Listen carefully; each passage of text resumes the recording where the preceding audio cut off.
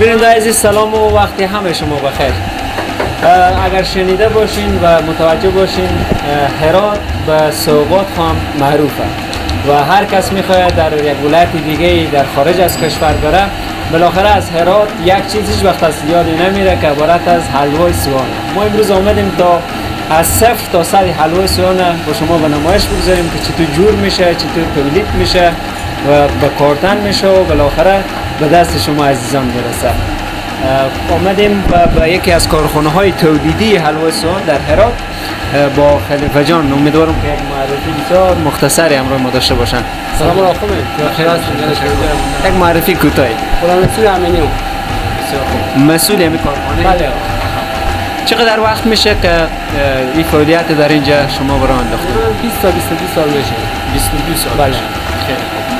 میشه در کل از این تولیدی خو از 0 تا 100 با ما یک گزارش بده تا بیننده ببینن و بالاخره آگاهی پیدا کنن که حلوای سوانی که تت زده روانن متوجه شون که چقدر سخت تا جور میشه و بالاخره به دست از اینا قرار میگیره. بله. از اول که هست به حساب دیشی گندم داده. فهمیدی؟ دیشی گندم تیجیکی به حساب.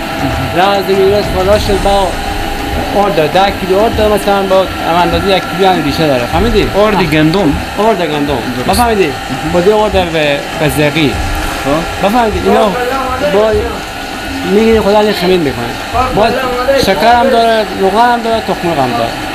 خب در کل یعنی هم آرد بود، هم شکر بود، هم روغن بود، هم تخم مرغ. بله. یعنی حلوای سوان از همین چیزا جور میشه. چقدر مزه داره اینا، خودی هم مکس کنیم بخوریم. یعنی اگه نمیشه یک کمک آرد بدن خب بریزیم کمک روغن چیز میشه حلوای سوان جور شه. پس باز بعد از او چی کار میشه؟ چه اتفاق میفته؟ دیگه ما بیان اینجا کم کم میره تا این تشریح میدن تا چشمی تام بشیم به تو برسه. ما دیگه باقی مونده کار ما میتونیم شروع کنیم. درسته. یکی تو میچرخه بله. به خاطر حل کردن از اون مواد درسته؟ نه اصلا کلا دیگه یعنی اینجا حل میکنه فهمید به داخل ازی. ما به اینجا میرسیم. نور میرسونه. درسته؟ پس اینا چون حرارت را میالی حس میکنم. بله. آتیشه؟ بله آتیشه. گازه. یعنی توسط گاز. بله. و همچنین اون دستگاهی که اینا رو منحل میسازه بالاخره او توسط برق. درست؟ چقدر زمان میبره تا از او قسمت تبدیل به او قسمت میشه؟ تقریبا 20 دقیقه میرسه. به 20 دقیقه؟ یعنی آماده از میشه که شما رو شکل بدین. درسته؟ پخته شده. خب از این قسمت فکر کنم ما خلاصیم. بعد از این کجا میره؟ ما بعد از اون میریم مهربانی. استاد جان سلام، وقت بخیر. سلام، خوبین؟ بخیرین؟ تشکر. بخیر باشین. اسم شریف؟ شرف الدین. ماشاءالله. من خمیر دیدم که نیتو هوار میکنن و نون میپزن. شما از چی جور میکنن؟ ما حلوای سوان که میگن؟ بله. و یک چیزی بسیار معروف هم هست نه؟ بله. می مردم هرات وقتی میخواین برن به یک سروسونی به سفری طرف و طرف، باز به دوستا خب فکر کنم همین شیرینی که بسیار زیاد مشهور همین حلوای سوان امینه نه؟ بله حلوای سوان امینه. و دقیقاً به همینجا تولید میشه. درسته؟ بله. از همین 0 تا 100 تا 0 ساعت اینجا با درست میشه. بله. کار دلچسبیه با شما یا نه خسته کنیه؟ خوبه، بعد نیه. خوبه، خسته کنم نیه، چیزم نیه دیگه. دل بعدم نیه. چقدر مدت میشه که همین کار شما پیش میبرید؟ خودم تقریبا 5 سال اینجا کار کردم. 5 سال اینجا کار کردید. سابقه کاری هم کدام جای دیگه داشتین در ارتباط؟ نه، کلا پیش می غلام رسول کار میکردم. خب.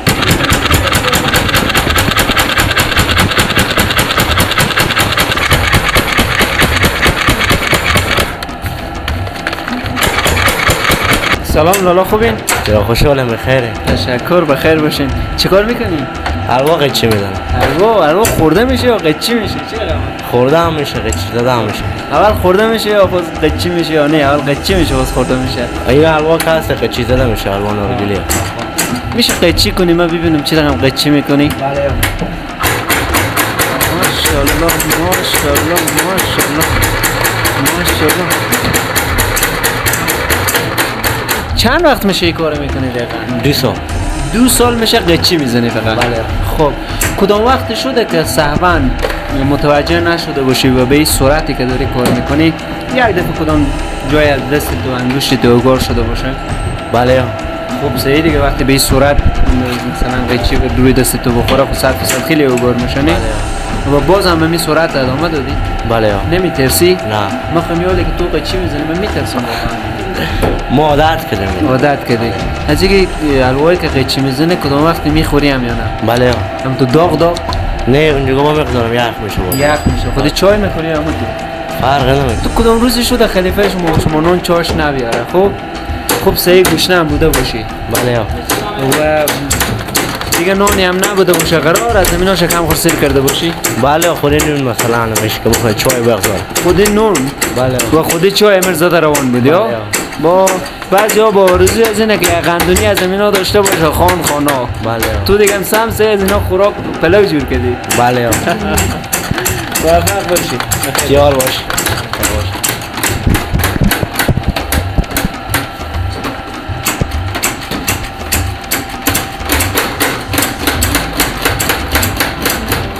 جالب از اینه بیننده ها من متوجه شدم که هر دقیقه یک دفعه همچنان هم داغه و هم فشار و برق و گاز و خطر هم داره.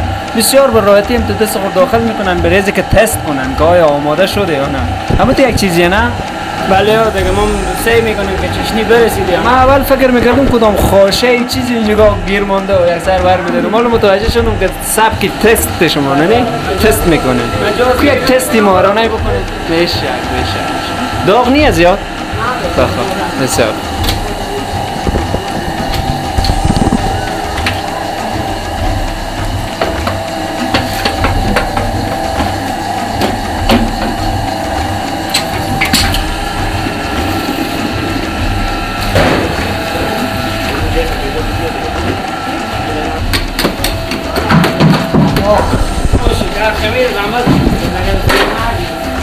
خب فکر میکنم همون کنم گفت که خمیر از حلوای سوهان اونجا میندازیم تا برسه. فکر کنم این رسیده. بله و این قسمت کجای چیکار میکنید؟ اینجا زواله میکنیم باز میبرم. یعنی وقتی خمیر به دست آمده این زواله میکنیم که توسط از این زوالا او شکل بدیم. بله به انواع و اقسام درسته؟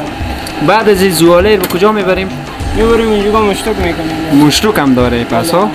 پس ما شما بیننده میریم ببینیم که حلوای سوهان چطور مشتک میشه.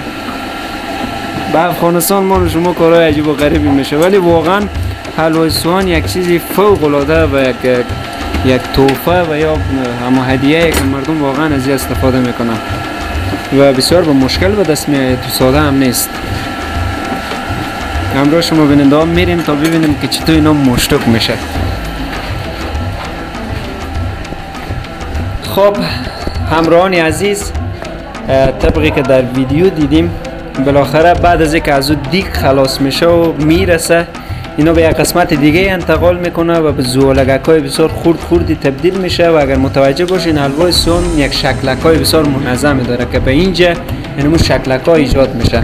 ما اولین شکلک به تصویر میکشیم که چقدر مقبول چقدر راحت اینا جور میشه واقعا و یک ویژگی خاصی داره. وقتی که به مشتوک زده میشه یک شکل خاصی بخو میگیره حلوای سوهان.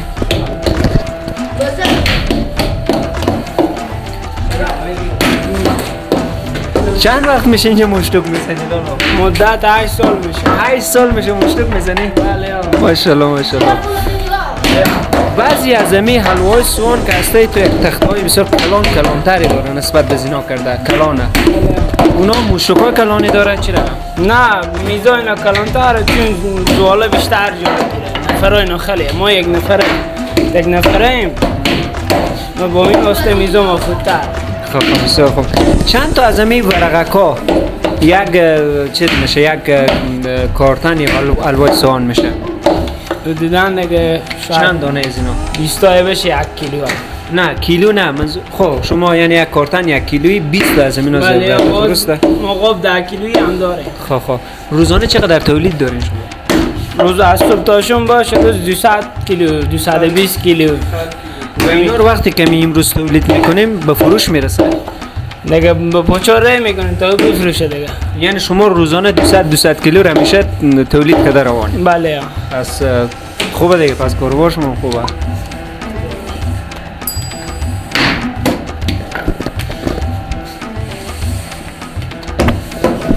اینجا یک مغزکه هم اضافه شد.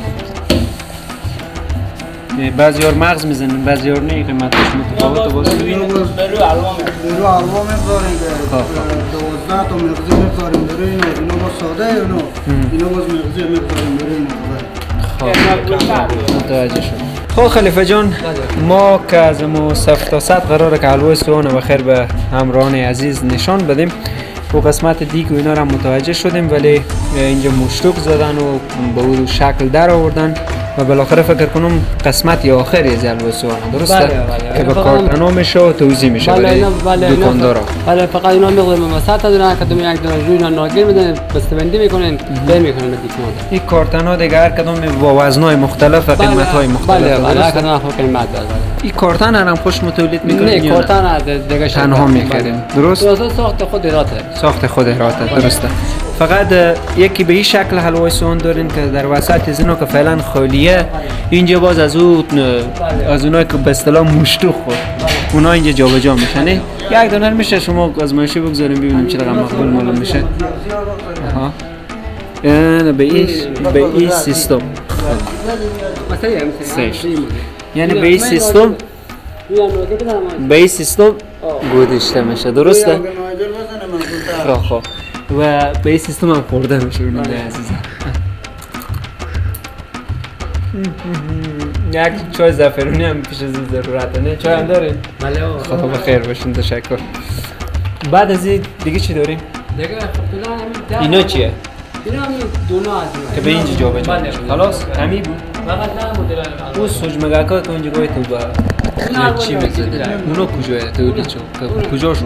داخل کارتن نمیشه؟ نه اونو داخل قاب داخل قاب؟ داخل قاب ریخته میشه هر کدوم 3 کیلو تیار میشه. درش نشه خب استاد جان گل این فعالیت شما واقعا قابل تحسینه و یک نیازیه و خیلی خوشبختیم که جوانهای مثل شما هست در مملکت ما و بالاخره با یک انگیزه و روحیه قوی دارن کار میکنن و به اصطلاح بزنس دارن.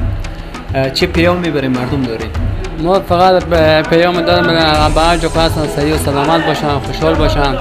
این پیام دارم که هموطنان عزیز ما از این حلواش از حلوای شما نوش جان بخورن.